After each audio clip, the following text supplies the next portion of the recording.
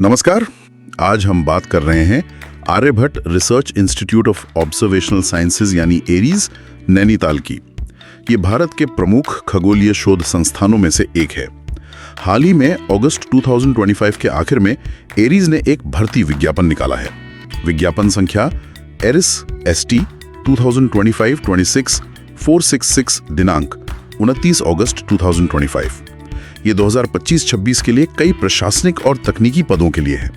तो आज की चर्चा का मकसद सिर्फ ये बताना नहीं कि कौन सी नौकरियां निकली हैं, बल्कि ये समझना है कि एरीज जैसे बड़े संस्थान को चलाने के लिए किस तरह के लोग चाहिए, क्या योग्यताएं होती हैं, और ये पूरी भर्ती प्रक्रिया हमें उस संस्थान के बारे में क्या सिखाती है। हाँ, ये उन लोगों के लिए तो जरूरी है ही जो वहाँ नौकरी ढूंढ रहे हैं, पर ये उन सबके लिए भी दिलचस्प हो सकता है जो जानना चाहते हैं कि भाई साइंस और टेक्नोलॉजी के संस्थानों में पर्दे के पीछे कैसी टीमें काम करती हैं। जैसा हम जानते हैं, एरीज विज्ञान और प्रौद्योगिकी विभाग भारत सरकार के तहत एक ऑटोनॉमस यानी स्वायत्त संस्थान है। कुमाऊं, उत्तराखंड की सबसे तेजी से उभरती रोजगार समाचार सेवा में आपका स्वागत है। सभी तरह की प्राइवेट और गवर्नमेंट जॉब्स के अपडेट्स पाने के लिए हमें सब्सक्राइब करें और हमारी वेबसाइट rojgarforyou.com पर विजिट करते रहें। हम सभी प्रमुख सोशल मीडिया प्लेटफॉर्म्स पर उपलब्ध हैं। तो चलिए इस भर्ती विज्ञापन में जरा गहराई से उतरते हैं। देखते हैं क्या खास है इस बार की मैकी में। हाँ बिल्कुल, ये वाकई एक काफी बड़ी घोषणा है एयरवाइज की तरफ से। कुल मिला के 44 पद निकाले गए हैं। 44 पद? जी हाँ, 44। और दिलचस्प बात यह है कि ये पद बहुत अलग अलग स्तरों और विशेषज्ञताओं के हैं। मतलब हर तरह की जरूरत के लिए। हाँ, इनमें से 36 पद तो सीधी भर्ती के हैं यानी डायरेक्ट रिक्रूटमेंट, और 8 पद प्रतिनियुक्ति मतलब डेप्यूटेशन के आधार पर भरे जाएंगे। सीधी भर्ती और डेप्यूटेशन, इसका मतलब है कि वो नए लोगों को भी ले रहे हैं और जो पहले से कहीं सरकारी या स्वायत्त संस्थाओं में काम कर रहे हैं उनके लिए भी मौके हैं। बिल्कुल सही, डेप्यूटेशन का यही मतलब है। तो ये दिखाता है कि संस्थान को नई प्रतिभा भी चाहिए और अनुभवी पेशेवर भी, जो शायद दूसरी सरकारी संस्थाओं से आ सकें। तो ये जो 44 पद हैं, ये किस तरह के कामों के लिए हैं? क्या ये सब साइंटिफिक पोस्ट्स हैं? नहीं, बिल्कुल नहीं। यही तो इस भर्ती की खास बात है।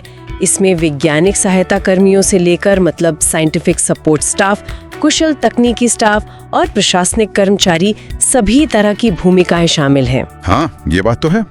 एक ऑब्जर्वेटरी चलाने के लिए सिर्फ खगोल शास्त्री तो काफी नहीं होंगे। बिल्कुल, आपको वो लोग भी चाहिए जो प्रिसाइज उपकरणों को संभाल सकें, है ना। इंजीनियर चाहिए, डेटा विश्लेषण में मदद करने वाले सहायक चाहिए, फिर लाइब्रेरी मैनेजमेंट के लिए लोग चाहिए, और हाँ, पूरे संस्थान को स्मूथली चलाने के लिए क्लर्क, सहायक अधिकारी, ये सब भी चाहिए। सही कहा। तो ये जो 44 पद हैं, इनकी रेंज क्या है? मतलब किस लेवल से किस लेवल तक? आपने पे लेवल का जिक्र किया था। हाँ, ये पद पे लेवल 1 से लेकर पे लेवल 7 तक फैले हुए हैं। पे लेवल, जैसा आप जानते हैं, सरकारी या स्वायत्त संस्थानों में पद के स्तर और जिम्मेदारी को दिखाता है। लेवल 1 से 7 तक काफी बड़ा स्पेक्ट्रम है ये पद। जी, सबसे निचले स्तर पर यानी पे लेवल 1 में मल्टीटास्किंग स्टाफ MTS के पद है। ये संस्थान के रोजमर्रा के कामों में मदद करते हैं। ओके। फिर पे लेवल 2 में आए तो प्रयोगशाला सहायक है और लोअर डिवीजन क्लर्क यानी LDC भी। LDC का एक पद है, अनारक्षित है, UR। LDC के लिए क्या योग्यता चाहिए होती है आमतौर पर? इसके लिए 12वीं पास होना चाहिए और साथ में कंप्यूटर पर टाइपिंग स्पीड जरूरी है। अंग्रेजी में 35 शब्द प्रति मिनट या फिर हिंदी में 30 शब्द प्रति मिनट। आयु सीमा 18 से 27 साल। अच्छा, तो 12वीं पास युवाओं के लिए भी मौके हैं। और तकनीकी भूमिकाएं, उनका क्या? हाँ, वो तो बहुत महत्वपूर्ण है एरीज जैसी जगह के लिए। जैसे पे लेवल 4 में जूनियर इंजीनियरिंग सहायक के 7 पद है। 7 पद, ये तो काफी हैं। हाँ, और इसके लिए योग्यता है इंजीनियरिंग या तकनीकी ट्रेड में 2 साल का ITI सर्टिफिकेट। ITI यानी इंडस्ट्रियल ट्रेनिंग इंस्टीट्यूट का सर्टिफिकेट, जो प्रैक्टिकल स्किल्स पर जोर देता है। और अनुभव? हाँ, ITI के साथ कम से कम 2 साल का अनुभव भी चाहिए। इसमें इलेक्ट्रॉनिक्स, मैकेनिकल फिटर और इलेक्ट्रिकल जैसी विशेषज्ञताएं मांगी गई हैं। आयु सीमा यहाँ भी 18-27 वर्ष है। ITI और अनुभव, इसका मतलब ये हुआ कि ये लोग सीधे मशीनों और उपकरणों पर काम करेंगे, है ना, टेलीस्कोप वगैरह पर। बिल्कुल, एरीज जैसी जगह पर बहुत जटिल टेलीस्कोप्स और दूसरे उपकरण होते हैं। उनके रखरखाव, उनकी मरम्मत, उनका ऑपरेशन, इन सब के लिए ऐसे कुशल तकनीकी हाथों की बहुत ज़रूरत होती है। ये बिल्कुल हैंड्स ऑन भूमिकाएं हैं। आप कह सकती हैं कि ये संस्थान के वैज्ञानिक मिशन की रीढ़ की हड्डी की तरह है। समझा। और वैज्ञानिक सहायता के लिए भी कुछ पद थे आपने कहा। हाँ, पे लेवल 4 में ही जूनियर वैज्ञानिक सहायक के 3 पद हैं, 2 अनारक्षित हैं, 1 SC के लिए। इसके लिए क्या चाहिए? BSc? जी हाँ, इसके लिए भौतिकी और गणित अनिवार्य विषयों के साथ BSc की डिग्री चाहिए और साथ में किसी वैज्ञानिक संस्थान या लैब में 2 साल का अनुभव भी जरूरी है। आयु सीमा वही 18-27 साल। तो ये लोग क्या करेंगे? रिसर्च में मदद? बिल्कुल। संभावना यही है कि ये लोग रिसर्च गतिविधियों में सीधे तौर पर मदद करेंगे। हो सकता है डेटा इकट्ठा करना या प्रयोगशाला में प्रयोगों में सहायता करना या फिर उपकरणों को कैलिब्रेट करना। ये काम सीधे एरीज के ऑब्जर्वेशनल साइंसेज यानी प्रेक्षण विज्ञान के कार्यक्षेत्र से जुड़ता है। अच्छा, तो ये तो हुए कुछ एंट्री लेवल या शुरुआती स्तर के पद। क्या कुछ वरिष्ठ भूमिकाएं भी हैं जिनमें ज्यादा अनुभव चाहिए हो? हाँ, बिल्कुल है। जैसे पे लेवल 5 में इंजीनियरिंग सहायक का पद है। इसके लिए इंजीनियरिंग में 3 साल का डिप्लोमा चाहिए और साथ में 3 साल का अनुभव। आयु सीमा 18-27 साल। डिप्लोमा और 3 साल का अनुभव, ठीक है। इसी पे लेवल 5 में वैज्ञानिक सहायक पुस्तकालय का भी एक पद है। इसके लिए लाइब्रेरी साइंस में डिग्री या डिप्लोमा चाहिए होगा। फिर पे लेवल 6 में जाएं तो वरिष्ठ वैज्ञानिक सहायक का पद है। वरिष्ठ वैज्ञानिक सहायक? इसके लिए क्या योग्यता है? इसके लिए विज्ञान में स्नातक डिग्री चाहिए यानी BSc, जिसमें फिजिक्स, केमिस्ट्री, मैथ्स हो, PCM हो और कम से कम 60% अंक हो। इसकी आयु सीमा थोड़ी ज्यादा है, 18 से 30 वर्ष। जाहिर है ये भूमिकाएं ज्यादा जिम्मेदारी वाली होंगी। और आपने शुरू में डेप्यूटेशन यानी प्रतिनियुक्ति का जिक्र किया था, वो किन पदों के लिए है और उसका क्या मतलब है, एक बार फिर से बताएंगी? हाँ, प्रतिनियुक्ति का विकल्प कुछ खास पदों के लिए है। विज्ञापन में लिस्ट दी है, जैसे इंजीनियरिंग सहायक पे लेवल 5, प्रशासनिक सहायक पे लेवल 5, अपर डिवीजन क्लर्क पे लेवल 4, जूनियर अधिकारी पे लेवल 6 और वरिष्ठ वैज्ञानिक सहयोगी पे लेवल 7। ओके। इसका मतलब ये है कि जो लोग पहले से ही केंद्र सरकार, राज्य सरकार, PSU या अन्य स्वायत्त निकायों में समान या निचले स्तर पर नियमित रूप से काम कर रहे हैं और जिनके पास विज्ञापन में बताई गई योग्यता और अनुभव है, वो इन पदों पर ट्रांसफर होके आ सकते हैं। अच्छा, तो ये संस्थान के लिए बाहर से अनुभव लाने का एक तरीका हुआ? हाँ, बिल्कुल। विज्ञापन में ये साफ लिखा है कि प्रतिनियुक्ति की शर्तें भारत सरकार के DOPT यानी कार्मिक और प्रशिक्षण विभाग के नियमों के अनुसार होंगी। खास तौर पर 28 मार्च 2024 के एक ऑफिस मेमोरेंडम का जिक्र है। और आयु सीमा वगैरह? आमतौर पर प्रतिनियुक्ति के लिए अधिकतम आयु सीमा आवेदन की अंतिम तिथि तक 56 वर्ष होती है और ये भी ध्यान रखना जरूरी है कि डेप्यूटेशन वाले पदों पर आरक्षण लागू नहीं होता है। समझा। तो ये एक तरह से दिखाता है कि आरीज नई प्रतिभा के साथ साथ दूसरे सरकारी विभागों के अनुभवी लोगों को भी लाना चाहता है। शायद इससे अलग अलग संस्थानों के बीच ज्ञान और कल्चर का आदान प्रदान भी होता होगा। हाँ, बिल्कुल ऐसा ही है। ये एक अच्छा मिश्रण है सीधी भर्ती और प्रतिनियुक्ति का। अब सीधी भर्ती वाले जो 36 पद हैं, उन पर आरक्षण की क्या स्थिति है, ये जानना जरूरी है। हाँ, विज्ञापन में इसका पूरा ब्यौरा दिया गया है। सीधी भर्ती के 36 पदों में से 5 अनुसूचित जाति SC के लिए आरक्षित है, 2 अनुसूचित जनजाति ST के लिए, 8 अन्य पिछड़ा वर्ग OBC नॉन क्रीमी लेयर के लिए और 3 पद आर्थिक रूप से कमजोर वर्ग EWS के लिए आरक्षित है। और बाकी बचे 18 पद अनारक्षित UR हैं। यानी इन पर कोई भी योग्य उम्मीदवार आवेदन कर सकता है, चाहे वो किसी भी श्रेणी का हो। और दिव्यांगजनों यानी PWD के लिए? हाँ, उनके लिए भी प्रावधान है। कुछ पद PWD उम्मीदवारों के लिए चिन्हित किए गए हैं, जैसे लेखा सहायक का एक पद है जो OBC श्रेणी में PWD के लिए आरक्षित है और एक MTS का पद भी है। विज्ञापन में दिव्यांगता की अलग अलग श्रेणियों के लिए जो मानक कोड्स होते हैं, जैसे B यानी ब्लाइंड, LV यानी लो विजन, D यानी डीफ, HH यानी हार्ड ऑफ हियरिंग, OA यानी वन आर्म, OL यानी वन लेग वगैरह, उनका भी जिक्र है। इसका मतलब है कि सरकार के जो आरक्षण नियम है उनका पूरी तरह से पालन किया जा रहा है। जी हाँ, विज्ञापन के बिंदु 27 में इसका उल्लेख है। तो जो उम्मीदवार आरक्षित श्रेणी में आवेदन कर रहे हैं, उन्हें किन बातों का खास ध्यान रखना होगा? सर्टिफिकेट्स को लेकर कुछ खास हिदायत है? हाँ, ये बहुत ही महत्वपूर्ण है। सभी आरक्षित श्रेणी के उम्मीदवारों को, खासकर ओबीसी, नॉन क्रीमी लेयर और ईडब्ल्यूएस श्रेणी वालों को ये पक्का करना होगा कि उनके पास निर्धारित प्रारूप में बना हुआ और सक्षम अधिकारी द्वारा जारी किया गया वैध प्रमाण पत्र हो। वैधता की तारीख का भी कुछ जिक्र है? हाँ, विज्ञापन में साफ लिखा है कि ओबीसी, नॉन क्रीमी लेयर और ईडब्ल्यूएस प्रमाण पत्र वित्तीय वर्ष 2025-26 के लिए मान्य होने चाहिए। ये बहुत जरूरी है। दस्तावेज सत्यापन के समय ये ओरिजिनल सर्टिफिकेट दिखाने होंगे। अगर इसमें कोई कमी पाई गई तो उम्मीदवारी रद्द भी हो सकती है। ठीक है, तो ये तो हुई पदों, योग्यता और आरक्षण की बात।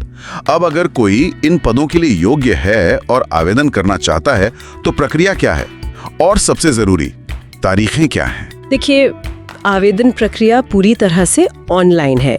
एरिस की वेबसाइट के जरिए ही आवेदन करना होगा। किसी और मोड से, जैसे डाक से या हाथ से, आवेदन स्वीकार नहीं किए जाएंगे।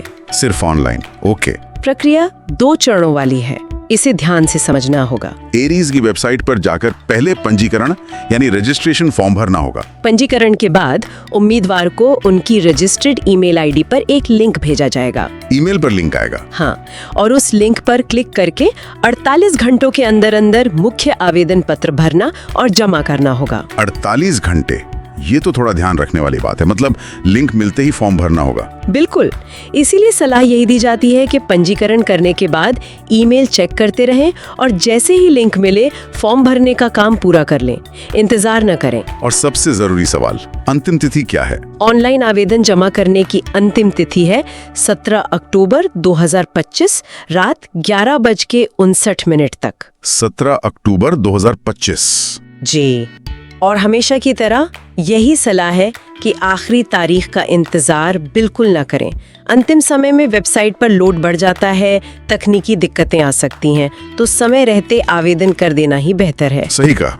अच्छा, क्या कोई आवेदन शुल्क भी देना होगा? हाँ, आवेदन शुल्क है। सामान्य यानी जनरल और ओबीसी वर्ग के उम्मीदवारों के लिए 500 रुपए का शुल्क है। 500 रुपए? जी। और बाकी श्रेणियों के लिए? अनुसूचित जाति एससी, अनुसूचित जनजाति एसटी, दिव्यांगजन पीडब्ल्यूबीडी, आर्थिक रूप से कमजोर वर्ग ईडब्ल्यूएस, सभी महिला उम्मीदवारों और भूतपूर्व सैनिकों को शुल्क में पूरी छूट दी गई है। उन्हें कोई शुल्क नहीं देना है। ये अच्छी बात है। और अगर कोई एक से ज्यादा पदों के लिए आवेदन करना चाहे तो? हाँ, ये भी एक जरूरी बात है। अगर कोई उम्मीदवार एक से ज्यादा पदों के लिए योग्य है और आवेदन करना चाहता है तो उसे हर पद के लिए अलग अलग ऑनलाइन आवेदन करना होगा। अलग अलग आवेदन? जी हाँ, हर पद के लिए अलग आवेदन फॉर्म भरना होगा। और अगर उन पर शुल्क लागू होता है, यानी अगर वो जनरल ओबीसी श्रेणी के पुरुष उम्मीदवार हैं, तो हर पद के लिए अलग अलग 500 रुपए का शुल्क भी देना होगा। और ये शुल्क नॉन रिफंडेबल है, यानी किसी भी स्थिति में वापस नहीं होगा। तो ये ध्यान रखना होगा। अच्छा, दस्तावेजों के बारे में क्या सब कुछ ऑनलाइन ही जमा करना है? हाँ, सभी जरूरी दस्तावेज जैसे कि आपकी शैक्षिक योग्यता के प्रमाण पत्र, डिग्री, डिप्लोमा, मार्कशीट, अनुभव प्रमाण पत्र, जाति या श्रेणी का प्रमाण पत्र अगर लागू हो, जन्म तिथि का प्रमाण पत्र जैसे 10वीं का सर्टिफिकेट, इन सब की साफ सुथरी स्कैन कॉपी ऑनलाइन आवेदन फॉर्म के साथ ही अपलोड करनी होगी। और जो लोग पहले से सरकारी नौकरी में हैं, उनके लिए कुछ खास? हाँ, उनके लिए जरूरी है कि वो अपने वर्तमान विभाग या नियोक्ता से अनापत्ति प्रमाण पत्र यानी एनओसी, नो ऑब्जेक्शन सर्टिफिकेट लें। और इस एनओसी को भी ऑनलाइन आवेदन के समय ही जमा करना होगा। तो बेहतर है कि आवेदन प्रक्रिया शुरू करने से पहले ये सारे दस्तावेज तैयार रखें, स्कैन करके रखें। प्रक्रिया तो काफी स्पष्ट है, लेकिन हाँ, थोड़ी सावधानी बरतनी होगी, खासकर दस्तावेज और समय सीमा को लेकर। अब आते हैं चयन प्रक्रिया पर। आवेदन हो गया, उसके बाद क्या होगा? कैसे चुने जाएंगे उम्मीदवार? विज्ञापन के अनुसार चयन का मुख्य आधार लिखित परीक्षा यानी रिटन टेस्ट या एग्जामिनेशन होगा। लिखित परीक्षा? हाँ, कुछ पदों के लिए जहां प्रैक्टिकल स्किल्स की जरूरत होती है, वहां कौशल परीक्षा यानी स्किल टेस्ट या ट्रेड टेस्ट भी हो सकती है, लेकिन ये परीक्षाएं केवल क्वालिफाइंग प्रकृति की होंगी। क्वालिफाइंग का मतलब उनमें सिर्फ पास होना जरूरी होगा। उनके अंक अंतिम मेरिट लिस्ट बनाने में नहीं जोड़े जाएंगे। अंतिम चयन पूरी तरह से लिखित परीक्षा में प्राप्त अंकों के आधार पर ही किया जाएगा। क्या इसमें कोई शॉर्टलिस्टिंग का चरण भी हो सकता है? क्योंकि इतने सारे पदों के लिए आवेदन तो काफी आ सकते हैं। हाँ, बिल्कुल। विज्ञापन में ये साफ लिखा है कि अगर प्राप्त आवेदनों की संख्या बहुत ज्यादा होती है तो संस्थान के पास ये अधिकार है कि वो लिखित परीक्षा के लिए उम्मीदवारों को शॉर्टलिस्ट करने के लिए न्यूनतम पात्रता मानदंडों से ज्यादा सख्त मानदंड अपना सकता है। अच्छा, तो इसका मतलब ये है कि सिर्फ न्यूनतम योग्यता रखना ही गारंटी नहीं है कि आपको परीक्षा के लिए बुलाया जाएगा। इसलिए आवेदन को बहुत ध्यान से भरना, अपनी योग्यताओं और अनुभव को सही ढंग से प्रस्तुत करना और सभी जरूरी दस्तावेज लगाना बहुत महत्वपूर्ण है। एक और बात मेरे ध्यान में आई थी। विज्ञापन में पिछले कुछ विज्ञापनों का जिक्र था, अगस्त 2021 और फरवरी 2023 के। उसका क्या मतलब है? हाँ, ये एक विशेष बिंदु है। विज्ञापन में ये बताया गया है कि अगस्त 2021 और फरवरी 2023 में भी कुछ पदों के लिए विज्ञापन निकाले गए थे। तो जिन उम्मीदवारों ने उन विज्ञापनों के तहत कुछ खास पदों के लिए, जैसे engineering assistant SC, junior scientific assistant UR और फरवरी 2023 विज्ञापन के सीरियल नंबर 1 से 8 तक के पदों के लिए आवेदन किया था और जिन्हें शॉर्टलिस्ट भी कर लिया गया था, हाँ, उन्हें इन पदों के लिए इस नए विज्ञापन के तहत दोबारा आवेदन करने की जरूरत नहीं है। उनकी पिछली उम्मीदवारी पर ही विचार किया जाएगा। अच्छा, ये तो उन पुराने आवेदकों के लिए राहत की बात है। जी, लेकिन बाकी सभी को, या अगर वो किसी और पद के लिए आवेदन कर रहे हैं तो उन्हें नए सिरे से आवेदन करना ही होगा। ठीक है। अब मान लीजिए किसी का चयन हो जाता है, जी, तो नियुक्ति के बाद की शर्तों के बारे में भी कुछ जानकारी दी गई है, जैसे पेंशन या पोस्टिंग कहाँ होगी? हाँ, सीधी भर्ती से चुने गए उम्मीदवारों पर 1 जनवरी 2004 से लागू नई पेंशन योजना यानी NPS लागू होगी। ये अब भारत सरकार के तहत ज्यादातर नई भर्तियों पर लागू होती है। ओके, NPS लागू होगी। और नियुक्ति के बाद कर्मचारी को संस्थान के नियमों का पालन करना होगा। पोस्टिंग के बारे में बताया गया है कि उन्हें एरीज के नैनीताल स्थित परिसरों, जो कि देवस्थल या मनोरा पीक पर है, या फिर संस्थान के किसी अन्य कार्यालय में जहां भी जरूरत हो तैनात किया जा सकता है। यानी नैनीताल में ही या उसके आसपास ही पोस्टिंग होगी? ज्यादातर संभावना यही है। और सबसे जरूरी बात, सभी उम्मीदवारों को ये सलाह दी जाती है कि वो भर्ती प्रक्रिया से जुड़े किसी भी अपडेट या बदलाव के लिए नियमित रूप से एरीज की आधिकारिक वेबसाइट aries.res.in देखते रहें। सारी सूचना वहीं पर दी जाएगी। बिल्कुल, वेबसाइट ही सबसे भरोसेमंद स्रोत रहेगी। तो संक्षेप में कहें तो एरीज नैनीताल में विभिन्न स्तरों पर तकनीकी, वैज्ञानिक, सहायक और प्रशासनिक भूमिकाओं के लिए कुल 44 पदों पर भर्ती हो रही है। 36 सीधी भर्ती, 8 डेपुटेशन। आवेदन केवल ऑनलाइन करने और अंतिम तिथि 17 अक्टूबर 2025 है। एकदम सही कहा आपने। ये भर्ती न केवल नौकरी पाने का एक अवसर है, बल्कि ये समझने का भी मौका है कि एक विश्व स्तरीय शोध संस्थान कैसे काम करता है और उसे किस तरह की विविध प्रतिभाओं की जरूरत होती है। लैब असिस्टेंट से लेकर क्लर्क, इंजीनियर, साइंटिफिक असिस्टेंट तक। हाँ, और आपकी ये बात मुझे सोचने पर मजबूर करती है कि जब हम इन पदों की योग्यताओं को देखते हैं, डिग्री, डिप्लोमा, इतने साल का अनुभव, ये सब तो ठीक है, ये औपचारिक जरूरतें हैं, लेकिन एरीज जैसे खास और चुनौतीपूर्ण माहौल में जहां प्रिसिजन और बारीकी बहुत मायने रखती है, वहां वास्तव में सफल होने के लिए इनके अलावा और कौन से गुण या कौशल सबसे ज्यादा मूल्यवान होते होंगे? मेरा मतलब है, क्या वो जिज्ञासा है, बारीकियों पर ध्यान देने की क्षमता, टीम के साथ मिलकर काम करने का हुनर, या फिर लगातार नई चीजें सीखने की इच्छा? ये वो अनकही योग्यताएं हैं जो शायद किसी विज्ञापन में नहीं लिखी होती, पर शायद संस्थान के मिशन के लिए उतनी ही जरूरी होती हैं। बहुत ही दिलचस्प नुक्ता उठाया आपने। ये वाकई सोचने वाली बात है कि औपचारिक शिक्षा और अनुभव के साथ साथ ये सॉफ्ट स्किल्स या व्यक्तिगत गुण किसी भी व्यक्ति को, खासकर ऐसे वैज्ञानिक संस्थान में, कितना आगे ले जा सकते हैं। खैर, जिन लोगों को इन अवसरों में रुचि है, उन्हें निश्चित रूप से एरीज की वेबसाइट पर जाकर विस्तृत विज्ञापन ध्यान से पढ़ना चाहिए और समय रहते आवेदन कर देना चाहिए। 17 अक्टूबर 2025 आखिरी तारीख है।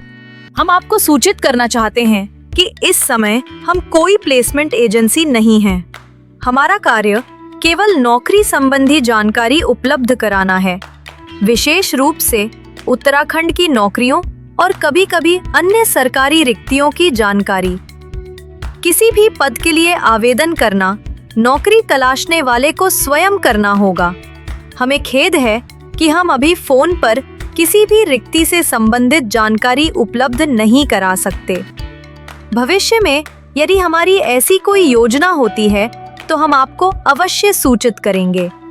वर्तमान में यह सेवा सभी नौकरी तलाशने वालों और नियोक्ताओं के लिए पूर्णतया निःशुल्क है तथा हम नियोक्ता और नौकरी तलाशने वाले के बीच किसी प्रकार की भूमिका नहीं निभाते।